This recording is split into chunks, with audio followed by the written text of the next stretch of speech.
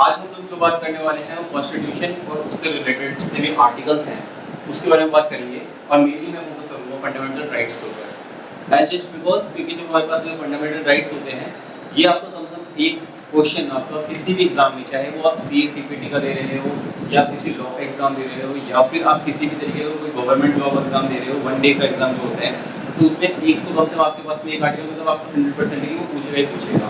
और fundamental rights अपने आप में एक बहुत ही इंपॉर्टेंट टॉपिक हो जाता है, क्योंकि देखो जो फंडामेंटल राइट हो गया या फिर प्रेसिडेंट हो गया और या फिर कभी कभार जैसे हमारे पास में जो गवर्नमेंटल एजेंसीज होगी, जैसे आपके पास में हो गया UPSC, जैसे आपके पास में हो गया कैग से रिलेटेड या फिर मतलब कोई भी इस तरीके जो कॉन्स्टिट्यूशनल बॉडी हो गया या फिर जो हमारे पास में स्टैट्यूटरी बॉडी हो गया, इन दोनों से कोई भी एक पूछता है, ठीक है ना, आर्टिकल आपसे रिलेटेड। तो बेसिकली अगर हम बात करें तो कॉन्स्टिट्यूशन का एक गो थ्रू कर लेते हैं छोटा सा। तो देखो जो कॉन्स्टिट्यूशन है उसका जो कंसेप्ट है वो दिया था हमारे को M.N. रॉय ने। तो M.N. रॉय ने असेंबली के अंदर हमारे को मतलब दिया था इसका कंसेप्ट, और ये दिया था आपको 1934 के अराउंड में। उसके बाद में क्या हुआ था कि ये जोर पकड़ लिया था कि भाई हमको है ना अपनी खुद की कॉन्स्टिट्यूएंट असेंबली बनानी है। कॉन्स्टिट्यूएंट असेंबली क्या होती है पहले वो समझ लो एक बार। देखो किसी भी एक देश को चलाने के लिए एक कॉन्स्टिट्यूशन चाहिए होता है। जैसे फॉर एग्जांपल अगर आप लोग जानते हो कि स्कूल हमारे जो चलते हैं तो उसमें बच्चों को डायरी मिलती है, तो उसमें क्या कपड़े पहनने हैं क्या नहीं पहनना है, किस तरीके से रूल्स एंड रेगुलेशन, किस तरीके कौन सा दिन में मतलब कि आपकी प्रेयर होगी या फिर कौन सा मतलब सब कुछ आपको एक डाटा दिया मिलता है ना कि जो भी रूल्स एंड रेगुलेशन है किसी स्कूल की। तो वैसे ही कि कंट्री के लिए मतलब आपके पास में सारे रूल्स एंड रेगुलेशन की पूरी बुक जो है उसे कॉन्स्टिट्यूशन बोलते हैं। तो इंडिया का जो कॉन्स्टिट्यूशन है ये वर्ल्ड का लेंथेस्ट कॉन्स्टिट्यूशन है और इसको बनाने के लिए कॉन्स्टिट्यूएंट असेंबली बनाई गई थी। और ये जो कॉन्स्टिट्यूएंट असेंबली थी ये एक निर्वाचित या फिर इलेक्टेड वाली बॉडी थी। इलेक्टेड बॉडी का मतलब बोले तो कि हमारे पास में जो पूरे ऑल ओवर द इंडिया से अलग अलग जगहों से लोग चुन के आए थे, मतलब इलेक्ट करके फिर आए थे। तो मोस्टली इसमें हुआ क्या था, देखो 389 मेंबर्स जो थे ना हमारे पास में, इनको चुना गया था। और ये जो थे वैसे ये 293 आपके पास में जो थे ये तो आपके कहाँ से आए थे, दीज आर फ्रॉम द जो आपके पास में 293 एंड ये 92 एंड ये वाला आपका 4, ये जो 4 थे आपके कमिश्नरीज से आए थे जो आपके डिफरेंट थे। और 92 जो थे आपके पास में ये आते थे प्रिंसली स्टेट्स से, और ये वाले जो थे आपके ये राजा रजवाड़े जो थे ना उनके तरफ से आए थे।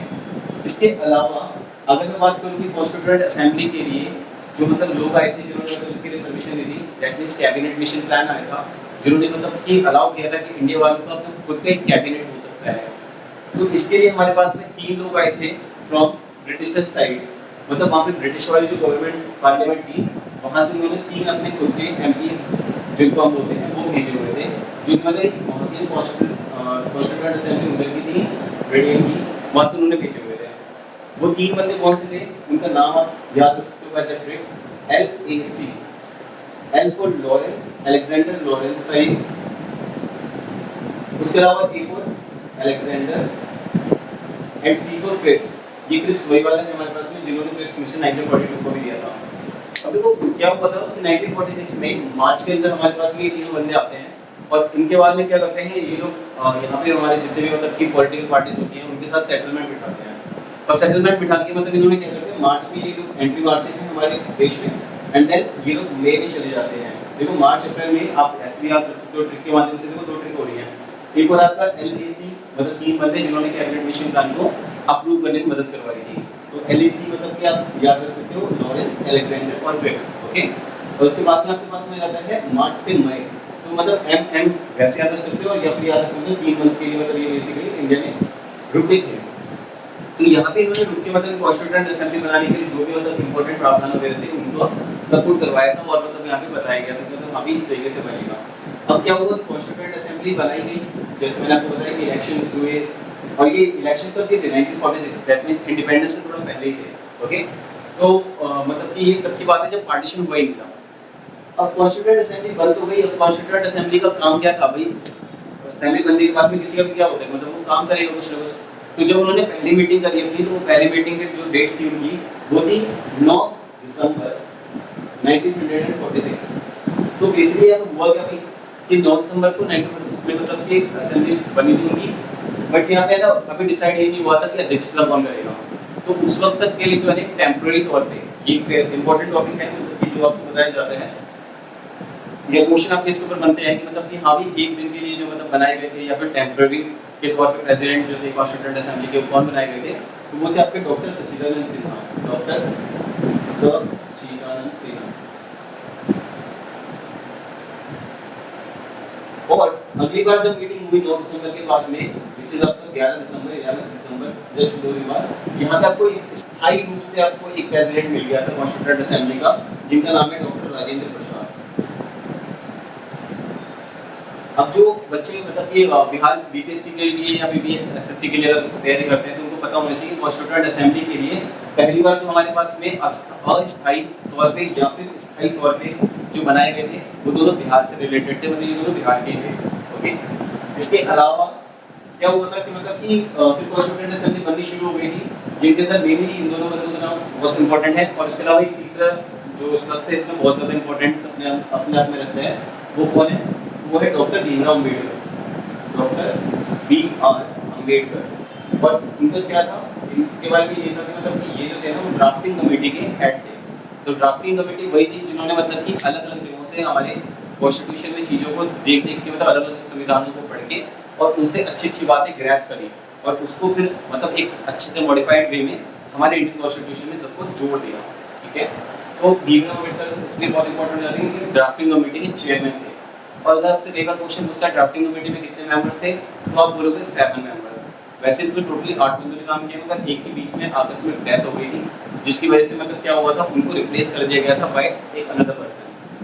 फिर क्या हुआ था, इसी के बीच में एक और बात जो आपके क्वेश्चन में आ सकती है, इससे पहले कि मैं फंडामेंटल राइट्स पे जाऊँ, मैं आपको एक और बात बताना चाहूँगा कि इसके जो दूसरी वाली बैठक हुई थी, इसी में ना पंडित नेहरू जो थे उन्होंने एक रेजोल्यूशन पास किया था जिसके अंदर उन्होंने प्रेम्बल के कंसेप्ट को दिया था। और प्रेम्बल हमारे पास में क्या होता है, प्रेम्बल आपकी जो है ना बिल्कुल एक मतलब किसी भी आप जैसे बुक लेते हो आप, तो बुक का प्रेफेस होता है ना कि मतलब उस पूरी पर्टिकुलर बुक में क्या चीज़ है, क्या कंटेंट आप पढ़ने वाले हो, उसी तरीके से हमारे कॉन्स्टिट्यूशन का प्रेम्बल जो है वो पूरा दर्शाता है कि मतलब हमारा पूरा कॉन्स्टिट्यूशन किसके बेसिस पे काम कर रहा है। तो इसके अंदर भी हमारे पास में सॉवरेनिटी, सोशलिटी, ये सारी टॉपिक के बारे में बात हो रही है।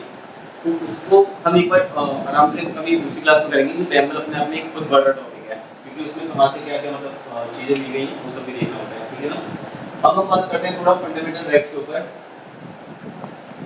वही फंडामेंटल राइट्स जो हमारे पास में वो कॉन्स्टिट्यूशन के पार्ट 4 से लिया गया है, पार्ट 4 से।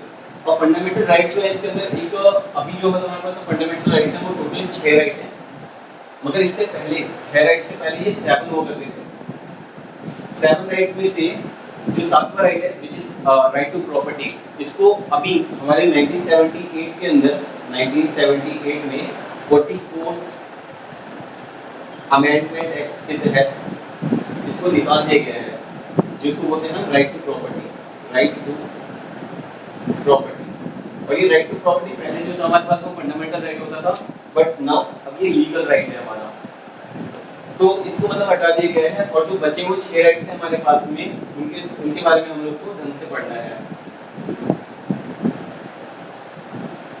इससे पहले कि मैं आर्टिकल्स में जाऊँ, मैं आपको ये बता देता हूँ आर्टिकल जो हमारा ओरिजिनल था उसमें 395 आर्टिकल्स थे, 22 पार्ट्स थे और 8 शेड्यूल्स थे। बट क्या होता है कि देखो कोई भी जैसा हमारा इंडिया ही है, इंडिया के कॉन्स्टिट्यूशन में बहुत ही ज़्यादा लचीलापन है, मतलब ये बिल्कुल रिजिड नहीं है। और देशों में क्या होता है खासकर जैसे मतलब जहाँ पे भी मॉनेटरी पॉलिसी वगैरह चलती है या फिर यूनिटरी रूल चलता है, तो बेसिकली वहाँ पे क्या होता है कि वहाँ पे जो कॉन्स्टिट्यूशन एक बार बन गया तो वो बिल्कुल ठोस होता है, वहाँ पे लोगों को बोलने की आज़ादी होती नहीं है, तो वहाँ पे वो चेंजेस से बहुत रेयर चांस में करते हैं। बट यहाँ पे अब क्या होता है, इंडिया में क्या होता है कि यहाँ पे अगर आपको कोई भी चीज़ की प्रॉब्लम है तो आप जा सकते हो सीधा, मतलब कोर्ट का दरवाजा खटखटा सकते हो और वहाँ पे अपने अधिकारों के लिए आप वहाँ पे डिमांड कर सकते हो। तो उसके बेसिस पे क्या होता है कि कोर्ट आपकी बात को सुनेगा और देन उसके बाद में आपको जो भी मतलब उनकी तरफ से अच्छा जजमेंट होगा वो करने की कोशिश करेगा जिस भी तरीके से। और उसके बाद में ये जो मुद्दे होते हैं ये फिर पार्लियामेंट में भी उठाए जाते हैं, जिसकी वजह से क्या होता है ये जो कॉन्स्टिट्यूशन है उसमें लगातार चेंजेस होते जाते हैं और ये अभी भी मतलब चलता ही जा रहा है और ये मतलब एवर रनिंग प्रोसेस है, ये कभी रुकने वाला नहीं है। तो पहले 395 आर्टिकल्स थे अब जो हमारे पास में है 448 आर्टिकल्स एज ऑथराइज्ड वे में अगर मैं बोलना चाहूँ तो 448 आर्टिकल्स हो चुके हैं। बाकी ये और भी बढ़ चुके हैं, मगर अभी इसका हमको अगर एग्जाम में आता है तो हमें 448 आर्टिकल्स फिल करना पड़ेगा एज जस्ट बिकॉज, क्योंकि हमारे पास में इसका सबूत है। एक तरीके से बोल सकते हो क्योंकि हमारे पास मोस्टली बुक्स जो है हमारे पास में इनका लक्ष्मीकांत में भी आपका ये लिखा हुआ है। तो 448 आर्टिकल्स हो चुके हैं। ये जो 22 पार्ट थे वो हमारे पास 25 हो चुके हैं, और ये जो 8 स्केड्यूल्स थे इनको अब ये 12 संख्या में पहुंच चुके हैं। अब ये जो आर्टिकल्स हमारे पास में 395 से 448 हो चुके हैं, इन्हीं में से इसका जो 22 पार्ट में से चौथा पार्ट, फोर्थ पार्ट, और ये जो आर्टिकल्स है हमारे पास में इसमें 13 से लेकर 35 आर्टिकल, ये जो है हमको डील करने, यही दोनों चीज हमारे पास में फंडामेंटल राइट्स के बारे में बताती है आपको। देखो फंडामेंटल राइट्स में अगर मेरे को गिनती लिखनी पड़े आपको तो 13 से लेकर के 35 तक एक बहुत ही लंबी चौड़ी लिस्ट बनी है, और काफी सारे आर्टिकल्स आपको याद करने पड़ जाएंगे। तो सबसे पहले हम लोग कुछ ट्रिक के माध्यम से पढ़ते हैं। जैसे लेट अस सपोज आपने लिखा E F show draw and शिक्षा, और फिर आप लिख दिया आपने कॉन्स्टिट्यूशन रेमेडी। देखो ट्रिक है तो इसलिए थोड़ा बहुत मतलब आपको याद करने के लिए और इंग्लिश हिंदी को मिक्स करना पड़ सकता है, बट हाँ अगर एक बार आपको समझ में आ गई तो आप ये इजीली और मतलब कि आराम से याद कर सकोगे। देखो ई एफ शोध शिक्षा और कॉन्स्टिट्यूशन रेमेडीज, ठीक है ना। तो ई जो होता है हमारे पास में वो होता है राइट टू इक्वालिटी के लिए, राइट टू इक्वालिटी, और एफ जो होता है वो राइट टू फ्रीडम के लिए होता है आपका। शोध से होता है हमारे पास शोषण, शोषण का मतलब बेसिकली हम उसको बोल सकते हैं एक्सप्लॉयटेशन, और ध जो होता है वो हमारे पास में धर्म से रिलेटेड होता है, मतलब व्हिच मींस द रिलीजन। शिक्षा एजुकेशन से रिलेटेड है, और ये कॉन्स्टिट्यूशन रेमेडी जो हमारे पास में ये बहुत ही इंपॉर्टेंट है। इनफैक्ट मतलब इसको भीमराव अम्बेडकर ने कॉन्स्टिट्यूशन की आत्मा कहा था, क्योंकि ये अपने आप में बहुत सारी चीजों को कंडक्ट करती है, और ये इकलौता ऐसा आर्टिकल है जिसके अंदर हम लोग मतलब कि बहुत ही मतलब हमारे पास बहुत ही स्पेशल फीचर्स हमको मिलते हैं इसके थ्रू। अब देखो ये राइट टू इक्वालिटी जो हमारे पास में ये कहां से कहां अप्लाई करता है, ये 14वें आर्टिकल से लेकर के 18वें आर्टिकल तक आपके पास में आता है। फिर जो हमारे पास में राइट टू फ्रीडम है ये आपके पास में आता है 19 से लेकर के 22 तक। एक्सप्लोरेशन आपके पास में है 23-24, और फिर आपके पास में आता है ये 25 से लेकर के 28 तक। एजुकेशन वाला आपका जो है वो 29 और 30 है, एंड ये आर्टिकल आपका 32 है। एक्सेप्ट टू दीस मैंने आपको जैसे बोला 13 से शुरू होते हैं, तो 13वां वाला आर्टिकल हमारे यूज में नहीं आएगा, और ना हमारे पास में 31वां आएगा, ना हमारे पास में 33-34 आएगा। आप इनको देख सकते हो, मगर ये सारे जो आर्टिकल्स हैं अभी हमारे पास में हट चुके हैं, जिसमें मैंने आपको राइट टू प्रॉपर्टी भी बताया। तो हमारे को जो डील करना है वो इन्हीं से करना है, 14 से 18, 19 से 22 और ये सारे के सारे। तो एक एक करके हम इन सबको समझ लेते हैं एक बार। देखो आर्टिकल 14 जो होता है हमारे पास में ये क्या कहता है, और ये मोस्टली एग्जाम में पूछे जाने वाला टॉपिक है। आर्टिकल 14 हमारे पास में कहता है कि इक्वालिटी बिफोर लॉ होगा, equality before law. That means कि कानून की नजर में सारे के सारे लोग जितने भी हैं, चाहे वो किसी भी जाति के हो, किसी भी धर्म के हो, किसी भी सेक्स के हो, किसी भी तरीके के मतलब हो, वो सारे क्या होंगे, वो समान होंगे। मतलब कानून अपने आंखों पे मतलब ये नहीं देखेगा कि मतलब हाँ किसी भी जात के धर्म का चश्मा लगा के किसी को नहीं देखता है। वो क्या करेगा, वो इक्वालिटी सबके लिए रखेगा, चाहे वो कैसे भी हो। ओके, तो आर्टिकल 14 हमारे पास में इक्वालिटी बिफोर लॉ होता है। इसके अलावा अगर हम आर्टिकल 15 की बात करते हैं तो ये बोलता है हमारे पास में कि यहाँ पे किसी भी तरीके का डिस्क्रिमिनेशन नहीं होगा। देखो article before equality before law जो 14 वाला कह रहा था वो ये बोल रहा था कि कानून के नजर में सब बराबर है, और 15 उसको डिफाइन करता है। डिफाइन करने का मतलब होता है कि भाई सब लोग नजर में होंगे तो सही, बस कौन से वाले होंगे। तो सबसे पहली बात ये बता देते हैं कि इंडिया के जो भी सिटीजन होंगे, इंडिया का सिटीजन मतलब जिसके पास में इंडिया की सिटीजनशिप होगी, उनके लिए वहाँ पे डिफाइन किया जाना है। डिफाइन ये करना है कौन कौन से वो लोग होंगे। तो कोई भी ऐसे लोग जो कि इंडिया का सिटीजन है, अब वो किसी भी जाति किसी भी धर्म के होंगे, उनसे किसी भी तरीके का भेदभाव नहीं किया जाएगा। तो ये आर्टिकल 15 की बात होती है हमारे पास में। फिर आर्टिकल हमारे पास में जो है 17 आता है, which is abolition of untouchability.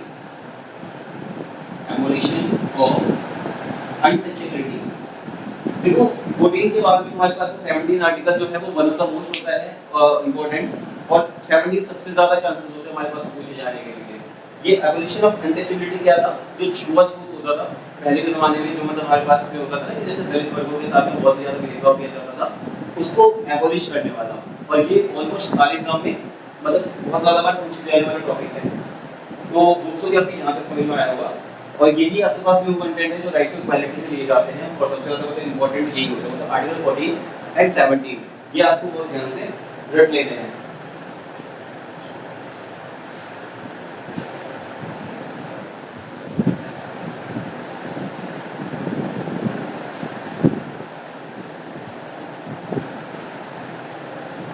फिर आर्टिकल आपके पास में जो पूछे जाएंगे वो राइट टू फ्रीडम के लिए होंगे, और जिसके अंदर हमारे पास में 19 आर्टिकल जो कहता है वो आपको बोलते हैं राइट टू स्पीच, मतलब बोलने की अभिव्यक्ति, मतलब अभिव्यक्ति के बोलने की आजादी।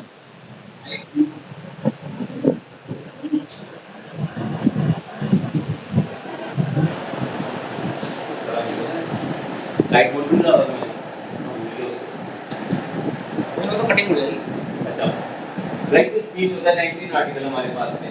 फिर हमारे पास जो है आर्टिकल 21 आता है, जिसके अंदर हमारे पास में क्या होता है कि हमें अपनी जान के लिए, मतलब अपनी जान को बचाने के लिए हम स्वतंत्र हैं किसी भी तरीके से। बट एक और चीज है, ये कभी-कभी आर्टिकल बोल दिया जाता है, इसमें दो क्वेश्चन और बनते हैं। देखो राइट टू फ्रीडम में से दो क्वेश्चन बनते हैं। पहली बात ये बनती है कि आर्म फोर्सेस जो होते हैं, जैसे जितने भी पैरामिलिट्री फोर्स वगैरह मिलिट्री वाले बंदे होते हैं, मिलिट्री वाले पर्सनल्स होते हैं, तो वो ऐसा कौन सा आर्टिकल है जिसको वो डिमांड नहीं कर सके, अपने आप को बचा सकते हैं। देखो भाई बॉर्डर पे अगर लड़ाई छिड़ गई तो ये हमारे पास में नेशनल इमरजेंसी का केस हो जाता है। अब अगर सारे फौजी भी बोले कि भैया आर्टिकल 21 के तहत हमको अपनी जान बचाने की आज़ादी है, तो बताओ बॉर्डर पे लड़ने कौन जाएगा। तो इनके लिए सिर्फ ये लागू नहीं होता है, बाकी सबके लिए जो भी इंडिया के सिटीजन हैं, आर्म फोर्सेस के अलावा वाले, उन सब के लिए ये वाला लागू होता है। इनफैक्ट जो पुलिस वाले हैं उनके लिए मतलब इसके लिए एप्लीकेबल होते हैं। अब एक और इसमें क्वेश्चन बनता है कि कौन से ऐसे दो आर्टिकल हैं जो कि even in the time of emergency ये हमारे निरस्त नहीं हो सकते, मतलब हमसे कोई नहीं छीन सकता। तो हमारे वो दोनों आर्टिकल हैं 20 एंड 21, ठीक है। तो राइट टू फ्रीडम से पूछे जाने वाले आपके पास में यही दोनों क्वेश्चन बन सकते हैं। इससे रिलेटेड आपके पास में राइट टू फ्रीडम से रिलेटेड और कोई ऑप्शन नहीं पूछे जाएगा।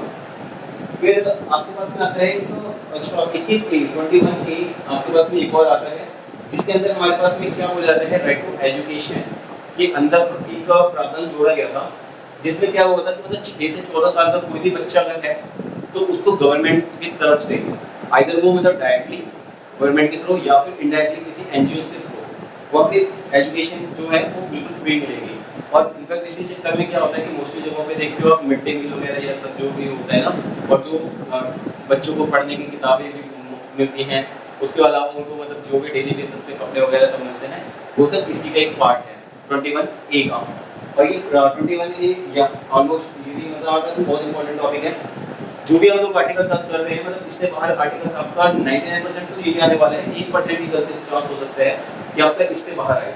आप कभी पिछले 10-12 साल के किसी भी पेपर उठा के देख लेना, तो आर्टिकल में आपके पास में सिंपली यही वाले सबसे ज़्यादा पूछने आने वाले टॉपिक्स होते हैं। फिर आर्टिकल के बाद हमारे पास में आर्टिकल्स 23 और 24 की। आर्टिकल 23 हमारे पास में जो है ये आता है आपके पास में शोषण के लिए, और शोषण के लिए हमारे पास में 23 वाला जो बोलते हैं, ये बोलते हैं फोर्स लेबर के खिलाफ, फोर्स लेबर के खिलाफ। और इसके अलावा इसमें आते हैं आपके पास में और ह्यूमन ट्रैफिकिंग इसमें ही आ जाता है आपका। ह्यूमन ट्रैफिकिंग या फिर फोर्स लेबर का मतलब क्या होता है कि आपकी इच्छा के विरुद्ध आपसे कोई काम करवा रहा है, तो वो चीज़ आपके पास में फोर्स लेबर के अंदर आ जाएगा। और ह्यूमन ट्रैफिकिंग का मतलब होता है बेसिकली कि अगर आपकी इच्छा के विरुद्ध आपको कहीं और भेजा जा रहा है, जबरदस्ती आपको किडनैप करके या फिर आप किसी भी तरीके से आप समझ सकते हो, तो उस तरीके से। अब फोर्स लेबर में देखो कई बार मतलब कि हमारे पास में चीज़ें ये हो जाती हैं कि जैसे मान लो कि मतलब कहीं पे भी आपको कभी जबरदस्ती नहीं बोला जा सकता कि हाँ भाई अगर तुमने मतलब कि लेट्स सपोज आपने किसी से पैसे भी उधार लिए हो, या फिर आप कहीं पे भी मतलब किसी के भी अपने पैसे ले रखे हो और वो आपको बोले कि भाई पैसे नहीं दे रहा तो चलो तुमको काम करना ही पड़ेगा। इवन इन द केस अगर आपने कोई जुर्म किया हुआ है और आप जेल में हो, तो वहाँ पे भी पुलिस वाले भी आपको बाउंड नहीं कर सकते कि हाँ भी आपको काम करना ही पड़ेगा। अगर आपका मन है तो आपको मेहनताना मिलेगा उसका, और उसके बेसिस पे आप काम करोगे। मतलब फोर्स लेबर आपको कोई नहीं कर सकता कभी भी किसी भी तरीके से। ओके, तो ये 23 वाला आर्टिकल कहता है हमारे पास में कि फोर्स लेबर और या ह्यूमन ट्रैफिकिंग के खिलाफ मतलब आप अपनी आवाज़ उठा सकते हो कभी भी। फिर आता है आपके पास में आर्टिकल 24, और आर्टिकल 24 आपको क्या कहता है कि कोई भी बच्चा, कोई भी ऐसा बच्चा जो कि 14 साल से छोटा है, उसको किसी फैक्ट्री में काम करने की इजाज़त कभी भी नहीं मिलेगी। क्योंकि इंडिया के अंदर मतलब हमारे पास में क्या रूल है कि जो भी बच्चे हमारे पास में 21 के आर्टिकल के तहत आते हैं उनको फैक्ट्रीज में या फिर किसी और तरीके का काम या फिर वो पर्सनल खुद का भी एक अपना बिजनेस मतलब कोई भी छोटा मोटा वो भी नहीं कर सकते हैं, क्योंकि ये उनका जो होता है वो बेसिक एजुकेशन का टाइम होता है और इसके अंदर वो चाहते नहीं मतलब किसी भी तरीके का कोई भी प्रॉब्लम उनमें क्रिएट हो। फिर आते हैं हम लोग बात करते हैं इसकी 25th आर्टिकल की। तो 25th आर्टिकल जो हमारे पास में ये रिलीजन से रिलेटेड हो जाता है, रिलीजन से रिलेटेड है। और इसमें क्या होता है कि मतलब कि कोई भी अगर रिलीजियस कम्युनिटी है वो अपने किसी भी तरीके के जो रिलीजियस मतलब इंस्टीट्यूशंस हो गए या फिर उनके जो भी मतलब कि टेम्पल्स वगैरह मान लो या मॉस्किस मान लो, उनके लिए मतलब एक्टिविटी कर सकती है अपने तरीके से, फोर्स नहीं कर सकती मगर वो एक्टिविटी कर सकती है किसी भी तरीके की। मतलब मान लो कि जैसे अलीगढ़ मुस्लिम यूनिवर्सिटी है, उन्होंने अपने नाम से मतलब कि इसको खोला हुआ है, अपने पर्टिकुलर कुछ जो सीटें हैं उन्होंने रिजर्व कर रखी हैं, तो ये अलाउड होता है। मतलब कि ऐसा नहीं है कि ये इलीगली तौर पे है या फिर मतलब कि ये हो नहीं सकता। इसके अलावा जैसे मदरसों के एग्जाम्पल हैं, तो मदरसे जितने भी होते हैं इस्लाम वगैरह के घर में, तो वो सब एग्जाम्पल इसके अंडर में आ जाएंगे कि वो मतलब कि मतलब ज़बरदस्ती नहीं कन्वर्ट करवाएंगे किसी को, बट हाँ वो अपने धर्म का प्रचार और प्रसार करने के लिए पूरी तरीके से अलाउड होते हैं। मतलब कि बोल सकते हैं वो कहीं पर भी जाके कि हाँ भी हमारे धर्म में ये है खासियत और वो खासियत है, मतलब बता सकते हैं।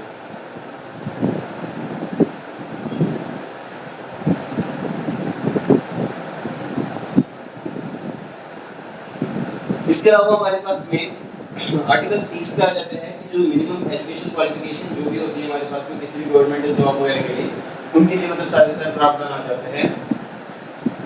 और आर्टिकल 32 जो हमारे पास में कॉन्स्टिट्यूशनल रेमेडीज के लिए होता है। आर्टिकल 32 हमारे पास में किस चीज़ के लिए होता है? कॉन्स्टिट्यूशनल रेमेडीज के लिए। अब देखो इसमें क्या होता है कि आर्टिकल अब आपके पास में जो 32 है, किसी भी तरीके से अगर आपको कोई भी प्रॉब्लम ऐसी आ रही है कि जो मतलब आप सीधे सुप्रीम कोर्ट में भी दरवाजे खटखटा सकते हो, तो उसके लिए आपके पास में आर्टिकल 32 होगा। इसके लिए आपको वो रिट्स इशू करते हैं और रिट्स हमारे पास में 5 टाइप की होती हैं। तो रिट्स की क्लास जो है हम लोग नेक्स्ट वाले करेंगे। अभी फिलहाल के लिए आप लोग के लिए इतना ही है। Thank you.